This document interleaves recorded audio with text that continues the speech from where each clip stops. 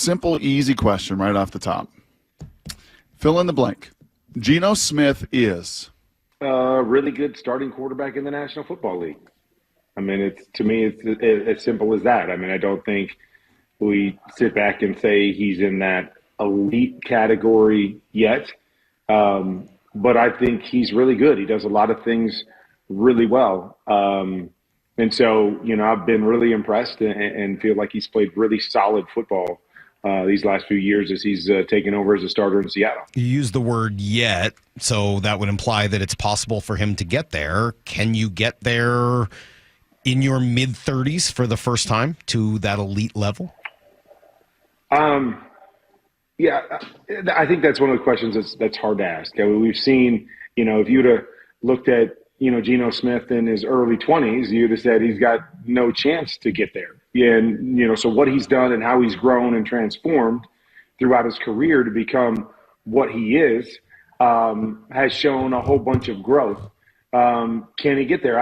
I don't know. I mean, I don't know the answer to that. We throw around the word ceiling and what guys can be and become all the time. And the bottom line is we don't know what a guy can become until he shows us that he can become that.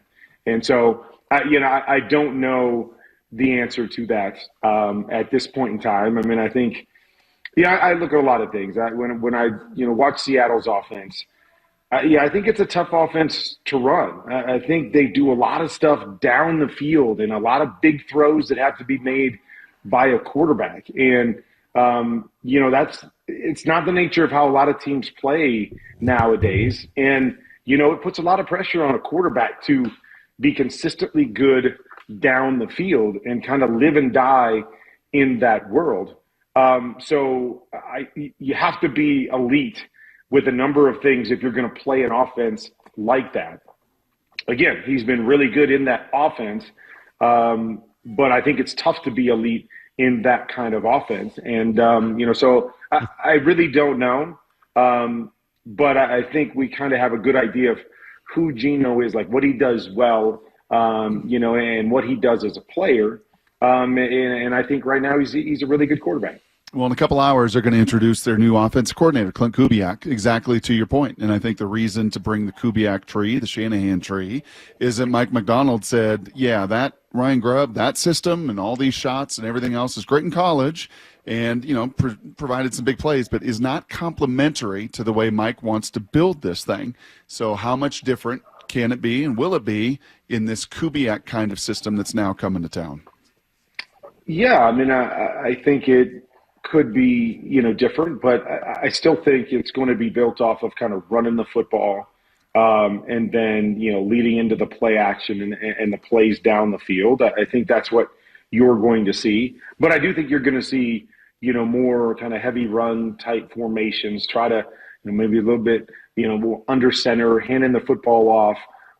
And the big plays down the field will try to be generated more through like play action and things than strictly drop back, throw it down the field, and have those deep concepts, as much as Seattle has seemed to do over the last couple of years. So if you are John Schneider and you've got decisions to make this year about re-signing Geno and maybe re-signing DK Metcalf, or deciding that the best path forward is to move on from one or both of those guys to try to reset this thing, what direction do you think you would go with those two? Guys, I don't know if I have a full grasp of, where they are and their situations across the board. I'm always a believer that if you think you're in a window to win and compete, and you've got a really good quarterback, you sign that really good quarterback, you fill in the pieces that you need around them, and you take advantage of your window.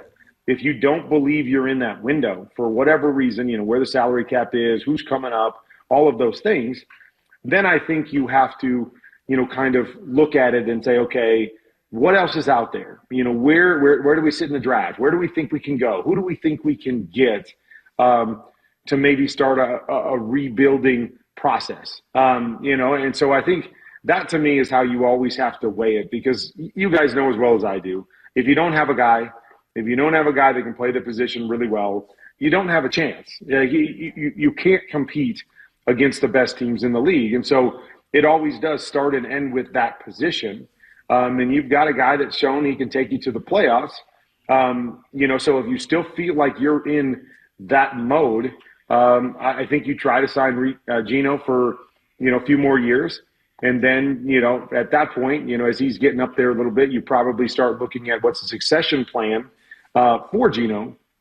But if you feel like, hey, we're going to lose a couple key pieces and we're still in rebuilding mode with Mike, being here in just his second year and all of that stuff, now I think you have to contemplate it because we know what goes into signing a good quarterback in this league. We know how much it takes. And if you don't feel like you're in a window to win and you're going to pay that much for your quarterback, it just limits what you can do around that guy. What age were you in your final years, Kurt, playing? 37, 38 is when I retired. So Geno will be 35 this upcoming season. How much different to play the position in a different era? They don't get hit the way you got hit back in the day, but how much different will Geno play the position at 35? Wait, he got 36? Hit? He had Orlando Pace with his covered his blind side. What do you mean he hit? It's like one of the greatest left tackles of all time. Did you not watch us play? I think I did. Oh my gosh! Well, you also had Mike Martz coaching it, so I got hit. Yeah, I got hit. Trust me, I got hit. I'm not saying it was because of Orlando's guy. I probably never got hit by that guy, but I got hit. Trust me. A lot of five-man protection, Salk. A lot of five-man protection. Yeah, there's a lot of five-man protection. That's a Mike Martz special. A lot of times we welcome that blitz and we welcome the hit for what was on the other end. But yeah, definitely we took a few shots in my day. It's funny you asked that, Brock, because I feel like I was a better quarterback down the stretch. I was obviously maybe a little more limited physically down the stretch, but I felt like I was better. I saw it. I understood it. I had all the physical traits in terms of anticipation and accuracy and all the things that kind of made me special when I played. And so I didn't feel like I really diminished that much as a player later in my career, and I even felt, for me, retiring was less physical. I truly felt like I could have played 4 more years, into my 40s at a really high level, and I also wasn't a physically gifted guy anyway. So it wasn't like, I was physically gifted and then all of a sudden I became not physically gifted and still could play. I was basically the same guy when I got into the league as I was at the end of my career. But I felt like physically I felt good enough that I could have played for 3 or 4 more years at a really, really high level. I mean, I looked at it too. My second to last game, so my last home playoff game, might have been the best game of my career. And so I was still playing at a really high level. For me, it was more the mental fatigue and anguish, when I was in Arizona, what I was expected to do every week. And, when I played in my last Super Bowl the year before I retired, I weighed 202 pounds, which I hadn't weighed since I was a junior in college, because of that stress and lack of sleep and the pressure that was on. So that was really what affected me more than it was the physical. So as I see these guys now, getting up there in that, in that 37, 38, closer to 40 range, I feel like physically, they're in great positions to play, whether that's how they take care of their bodies now, whether it's the rules of the game and, how they don't get hit nearly as much. But I believe guys can play at a really high level, up into their late 30s, and it's much more consistent now than it probably was, when I was playing or before. You're such a perfect person to talk to after this particular Super Bowl, because I think there are some elements from each of these teams that match parts of your career. I found myself thinking about Jalen Hurts, who I am just an unabashed fan of. I just love this guy and everything he's been through and how he handled it at Alabama, all of it. I love him.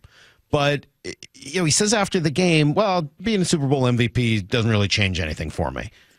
I don't know if that's really true. I appreciate that he says it, but having been a Super Bowl MVP, what did that do for you and your legacy? Yeah, I mean, I don't know if that's a huge, part of a legacy, so to speak. I know we talk about, Super Bowl MVP, and those guys, we get together every few Super Bowls and they have something for the Super Bowl MVPs. And so it's cool.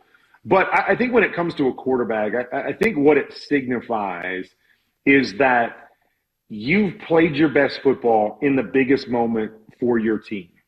And so that is, to me, part of a legacy within an organization and a team. Is that was the one thing that I always said was, say what you want, regular season MVPs or number one seed, whatever. I wanted my teammates to know when it came playoff time, when it came the biggest moments, that they were going to get the best version of Kurt, and they could depend on the best version of Kurt. I think what this signifies for Jalen, and not just this one, because I believe he should be a two-time Super Bowl MVP. He should have won the MVP when they lost in 57 because he was the best player on the field in that game. But what it signified, because there's been a lot of questions about Jalen and who Jalen is, and I even still have some questions on who he is as a complete quarterback. Can he carry a team? Is he that quote unquote franchise guy? We know he's a great winner, right? We know that. But what has jumped out to me with Jalen is that even though they haven't asked him to lead this team very often, in the big moments when he's needed to make a play, or specifically when he's needed to make a throw from inside the pocket, he does it, and he does it every single time. Saw it in the first Super Bowl. If you go back and watch that, man, he threw some big time throws in that Super Bowl. But if we just looked at this run, I'll just give you two plays. NFC Championship game, 14-12, 4th down and 5. They're almost at midfield. A couple minutes to go in the first half. If they don't pick up the first down there, they give the ball back to Washington with 2 minutes to go in the first half, almost at midfield with a chance to take the lead going into halftime. 4th and 5, not only does he throw a 5-yard, he doesn't throw a 5-yard pass. He throws a go route down the sideline to A.J. Brown that he drops on him like a handoff. Perfect throw, first down, sets him up for points, and the route is on. Super Bowl, first drive. We get into 4th and 2, and you're like, oh my gosh, we're at midfield, maybe in your own own end of the field, and they decide to go for it in the first drive of the Super Bowl. Once again, it's not a short dump pass, quick throw, get it out of your hands. He throws a go route down the sideline to A.J. Brown and drops another dime on him that's going to set up their first score outside of the offensive pass interference penalty that is called on A.J. Brown. But those are just a couple examples of, you can say what you want that, he hasn't led this team by throwing for 300 yards and doing that. But when he's been asked to make the big play in the big moments, he shows up and makes that play in the drop back game, throwing the football down the field. And those are the things that I hang on to. Like, to me, he's still got room, to go in terms of proving to me he can be what I call a franchise guy or an elite guy, meaning the guy that when things aren't good around you, you give your team a chance to win because of what you do with your right arm. I still need to see more there.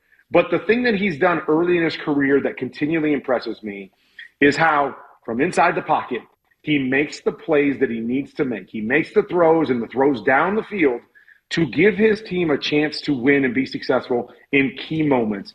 And that's what's impressed me the most about this. But I think that, back to the initial part of your question, that's what it signified to me was, hey, in the biggest moments, you played your best football. When I retired, I was fortunate to have like the 3 top passing yardage games in the Super Bowl. And that meant something to me because we were teams that had to kind of depend on my right arm. We were throw first type teams. So to play that well in the biggest moments, it meant something to me that I had to, be that guy, and I was able to be that guy in the biggest moments on the biggest stage, win or lose. That was important to me because it just kind of signified, hey, this is what got us here, and you still were able to perform in those moments. But I think Jalen has performed extremely well in the biggest moments, and that's what it means to me about his legacy in these early stages.